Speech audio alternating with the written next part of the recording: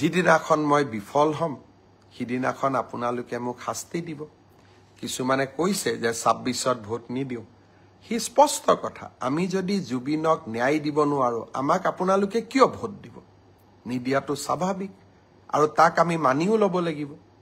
সেইবাবে ৰাইজক মই আকৌ এবাৰ আন্তৰিকতাৰে সৈতে জনাব খুজিছো যে মই মোৰ লক্ষ্যত অটল হৈ আছো আৰু এই লক্ষ্যত অটল হৈ থাকিয়ে মই কাম কৰি যাম আজিৰ পৰা 10-12 বছৰ আগতে শ্যামকানু মহন্তৰ লগত কেতিয়াবা উঠা ফটো এখন সামাজিক মাধ্যমত দিব ঠিক তেনেকে অখিল গগৈও শ্যামকানু মহন্তৰ লগত ফটো উঠিছিল কাৰণ আমি সামাজিক ব্যক্তি আজি ৰাতিপুৱাও 50-60 গৰাকী মানুহৰ লগত মই ফটো উঠি আহিছো কোন কি মইতো নাজানো কিন্তু এজন সামাজিক ব্যক্তি হিচাপে জীৱনৰ বিভিন্ন মুহূৰ্তত বিভিন্ন সময়ত কাৰোবাক আমি লগ পাওঁ কিন্তু অপৰাধীক সহায় কৰা হি অসমৰ মুখ্যমন্ত্ৰীৰ দায়িত্ব হ'ব নোৱাৰে